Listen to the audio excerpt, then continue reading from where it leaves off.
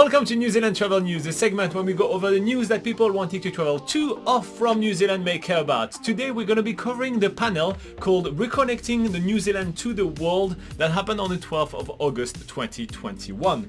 So that was the panel with the New Zealand Prime Minister, Jacinda Ardern, with also a lot of New Zealand experts which are advising the New Zealand government on policies pertaining to COVID-19 and especially the border reopening. And that's what we're going to be covering today. So the panel was over 2 hours. We're only going to cover the segments of the panel that pertains to the New Zealand border opening.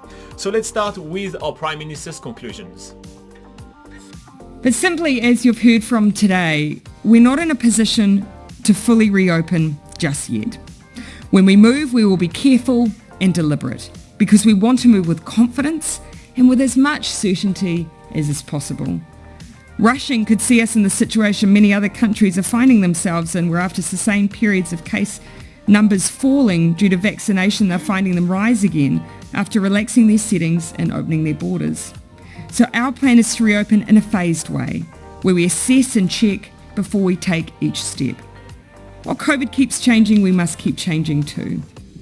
But the work being done now puts us in the best possible position to use every tool we have to replace the two things that are causing the greatest challenges: lockdowns and quarantine at the border. Alright, so as you can see, there was not many changes announced, but I'm going to go over the announcements all together in this video. So first thing, I'm going to go over what hasn't changed and what has changed, and I'm going to go over afterwards about the different steps that New Zealand is going to be taking for reopening its border, and there is a 4 steps plan. Alright, so let's get started. No major changes were announced. The border opening will still be happening by phases depending on the risk posed by each country. So each country is going to be assessed independently and either being put in a group of countries that will be allowed to travel to and from New Zealand at some point, or assessed and reopened individually. The countries of Brazil and India were especially mentioned during the letters that were exchanged between the panel and the Prime Minister's office. So those letters were published as well, and they were both mentioned are basically countries extremely at risk. So they were basically standing out as the countries which are the least likely to reopen really early, sadly. The mention of vaccinated travelers was extremely prominent during the whole session. During the whole 2 hours, there was mention of vaccinated travelers. And so that's a really strong hint that most people coming to New Zealand will have to be vaccinated and fully vaccinated if that. However, there was no list of vaccines that was announced yet. So no list of approved vaccines were announced just yet, but we are thinking that a list will be published at some point in the future when the policies are actually taking are entering in action. And the next thing that was prominent as well is that there was no border opening dates that was mentioned whatsoever. It's likely to be a case-by-case issue with every single different country or every single different group of countries if we happen to do things group by group. However, there was multiple mention of not before 2022 and some tests happening in early 2022 and all these kind of things. So it's highly likely that nothing much will happen before the end of the year, probably in early to mid 2022. And for this reason, we're going to be sticking to the predictions that we've made for border opening, which most of them were actually based in 2022. So if you want to check out our videos of New Zealand border opening predictions, you can check it out. There is a link right above my head, and there is going to be a link to it in the description of the video and at the end of the video. So lastly, the one thing to remember from the whole panel is that the way your country handles the pandemic is extremely important. Basically, if your country is handling the pandemic very well, there is no major outbreak, there is not too many cases, then at that point it's likely that New Zealand will consider it for an early border reopening. However, if your country is not handling the border or the COVID-19 outbreak well enough, then the border opening may be delayed. Alright, so while I'm grabbing a drink quickly, and before I'm covering all the 4 steps of the border reopening that were announced today, I'm going to go through every single step one by one so you guys are well prepared.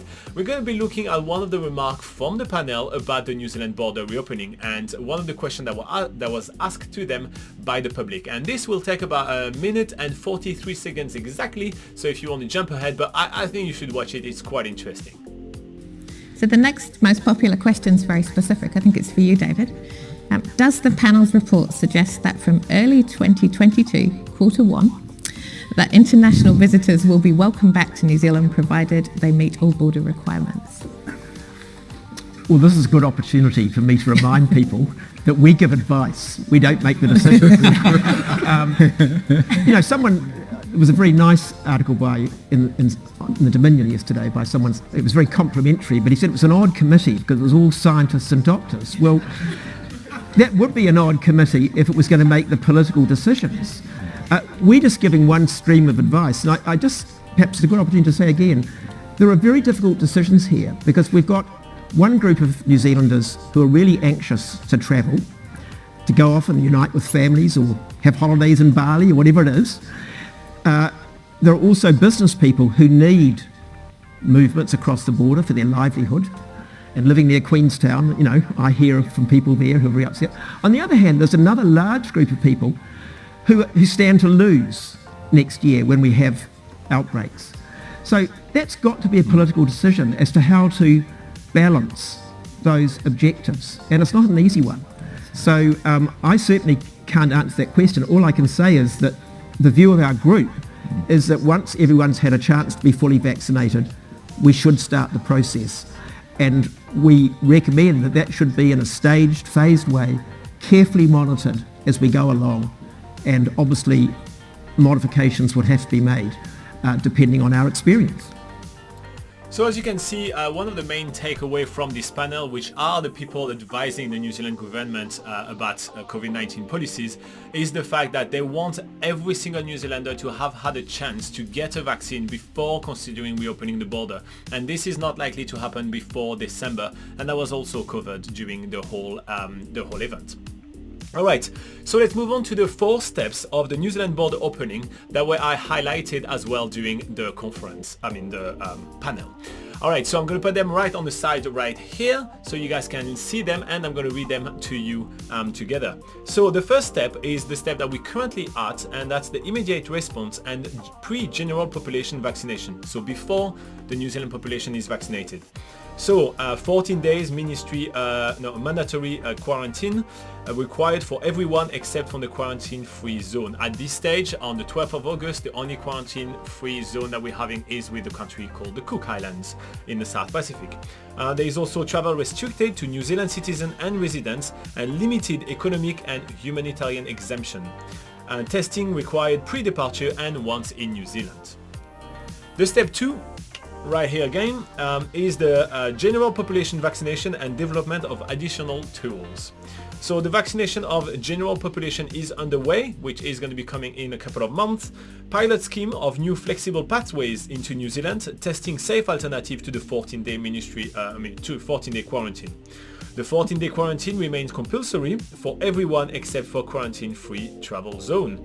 And additional testing requirements to monitor reduced time in quarantine. So basically, there will be a balance between testing, shorter quarantine requirements for some more safer countries, say like 3 or 6 days or 7 days like it is in other countries, but with extra testing. So that will be the step 2. The step 3 will be finding new travel pathways reflecting the different risks, and that is really very much reflecting the fact that the COVID situation is extremely fluid and always evolving, so things may change by step 3. On step 3, there will be phased implementation of new pathways to New Zealand, and there is going to be 3 different groups. There will be a first group of country called the low-risk country. Vaccinated travelers from low-risk countries will have no isolation required. The medium-risk countries, vaccinated travelers from medium-risk countries will have modified isolation requirements. So this is when we're talking about only 5 to 6 days quarantine. And finally, travelers from high-risk countries, unvaccinated travelers, and all travelers from high-risk countries will still have to do the 14 days quarantine. And there's a typo on their PDF, by the way. I just realized I copied and pasted. There's a typo. So testing regimes will remain in place, and the countries will be regularly assessed for risk. So countries can go up and down on the risk level depending on how the situation is over there in their country. Finally, on step 4, we have quarantine-free travel, that's what QFT stands for all vaccinated travelers. So quarantine-free travel for all vaccinated travelers who return a negative test. The 14 days quarantine for the majority of unvaccinated travelers will still apply. So basically, it really tells us that vaccination will be extremely important for traveling to New Zealand for the foreseeable future. And even this 4-step plan, it's likely to see us through all the way through 2022 and even maybe in 2023 or 2024. Vaccination will be extremely important. Alright, so again, sadly, we are only on step 1 right now, and not much has changed since our last border opening predictions that I'm going to leave at the end of the video. And there is still a very long road ahead. We're still in the early stages. I know it feels that we've been talking about COVID forever, and trust us, we do feel like we've been talking about COVID forever, but yeah, there's still a long road ahead. So make sure to hit like and subscribe to get notified when we do a new video with maybe some more news for you guys, and also to support all our hard work keeping you up to date. I will leave you with the section of this panel where the New Zealand Prime Minister was mentioning the border opening. So during her speech, she did talk about the border opening for a good amount of time. And if you want a full official source, well, here you go. It's unadulterated. Laura, how do you say that? Unaltered at all. And yeah, here you go. In the meantime, have a lovely day. Bye-bye. We cannot keep border restrictions on forever, and to be absolutely clear, we don't want to do that either, and neither do the experts we talk to. Border closures were only ever a temporary measure in order to keep COVID out before a vaccine was developed and administered. So long as the scientific evidence shows we can safely transition from a border defence to the individual armour of the vaccine, then that is the direction we will go. But once we are vaccinated, this will need to be a phased approach for 2 reasons. Firstly, while vaccination is ramping up locally, it is clear that the global vaccination effort will continue into 2022 and beyond. There will be large areas of the globe that will remain unvaccinated for some time, especially Africa, parts of Asia, South America, where vaccination rates are far behind those of the West, and we will continue to play our role in supporting vaccination through donation in those areas as much as we can. The second reason is that, as we all know all too well, a vaccinated person can still unfortunately pick up COVID. In Canada, for instance, they've started testing at their borders to try and reduce quarantine requirements. Of the 17,000 vaccinated Canadians coming through, 8 have had COVID. Now that is a very small proportion, but if you think about it in terms of the previous level of visitors New Zealand had pre-COVID, that's the equivalent of every week 35 cases coming through our border, even if every single traveller was vaccinated. As Professor Skegg pointed out earlier, even if we had the same success as the UK with vaccination uptake, if we also adopted the rest of these settings, we could experience the equivalent of 48 deaths a week from COVID, nearly double the number we had in the entire pandemic today. That is not to say we'll keep our border settings as they are into the never never, but it is a good reason to be careful and not to move too soon and put at risk all the gains that we've made. Our plan instead is to follow the advice and keep our settings as they are while we vaccinate, but phase our reopening once we have good coverage in the new year. I don't propose that we sit back and wait, though. A phased reopening requires work, and that work has already started in 2 parts. First, how we're preparing to approach the border in the new year, and secondly, what tools and preparation we'll need to make this approach work. As a first step, from next year, once everyone who is eligible is offered a vaccine and we have good coverage through the criteria I just described, we'll move to a risk-based pathway system of travel. That means the nature of your entry into New Zealand will be dependent on a couple of key things, in particular your vaccination status and where you have been for the last 14 days. Countries will be grouped according to risk. Factors considered will be the number of cases, prevalence of variants of concern, vaccination rates, and our confidence in the country's strategies for maintaining outbreaks. We have started already with our approach to very high-risk countries, and we have a framework that we've established as part of that assessment, but this will be broadened.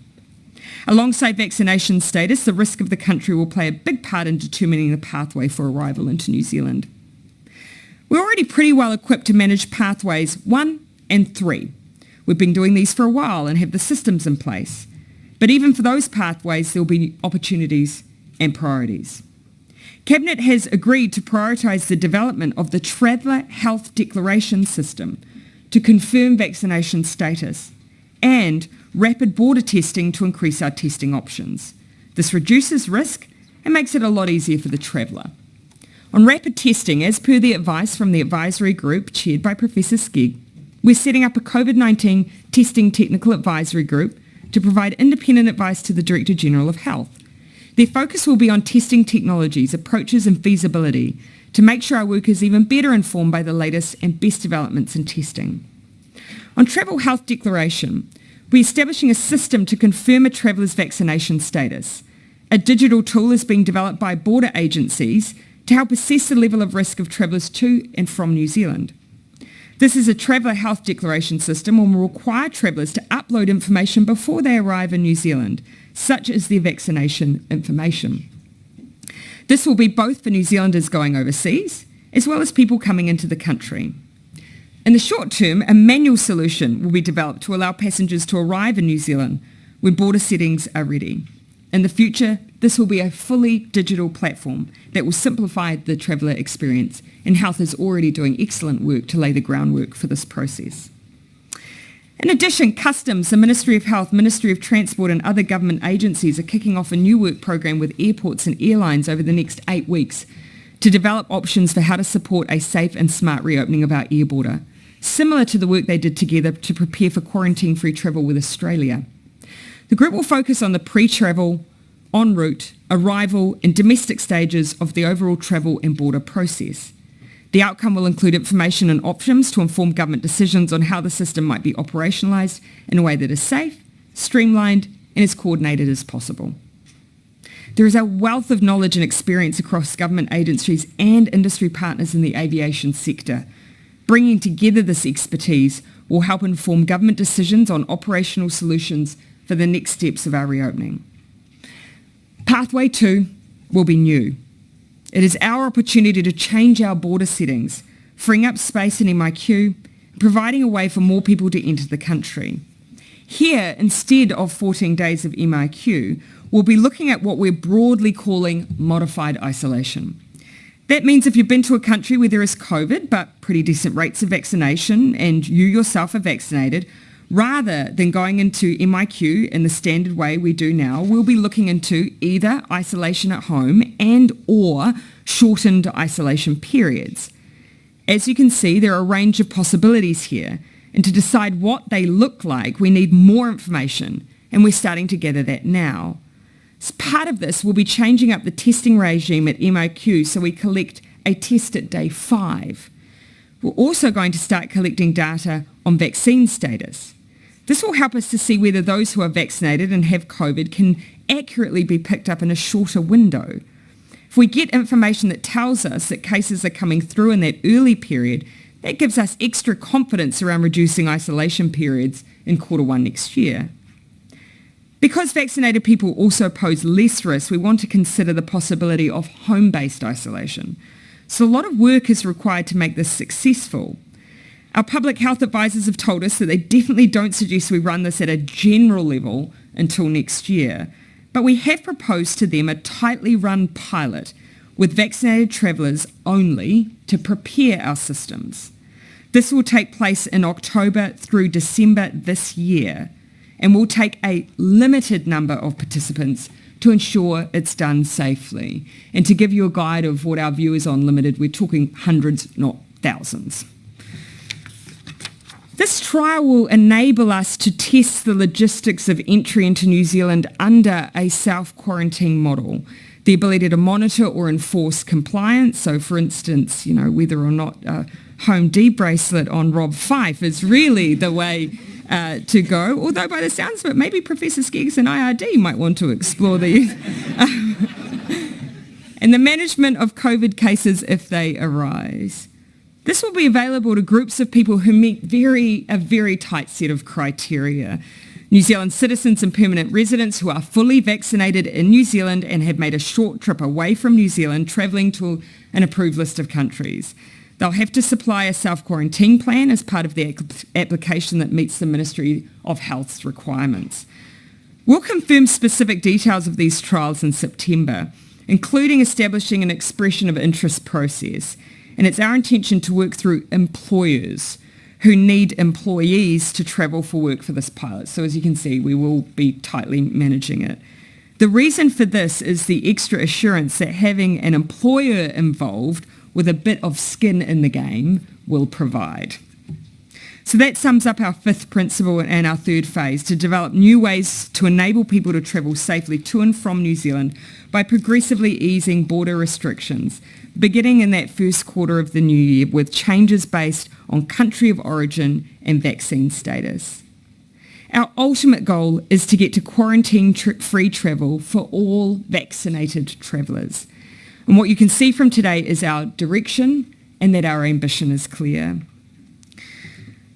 And this sets out is a summary of all of the detail that we've shared with you today about our phases and what we'll be looking for in order to move through them. But simply, as you've heard from today, we're not in a position to fully reopen just yet. When we move, we will be careful and deliberate because we want to move with confidence and with as much certainty as is possible. Rushing could see us in the situation many other countries are finding themselves in, where after sustained periods of case numbers falling due to vaccination, they're finding them rise again after relaxing their settings and opening their borders. So our plan is to reopen in a phased way, where we assess and check before we take each step. While COVID keeps changing, we must keep changing too.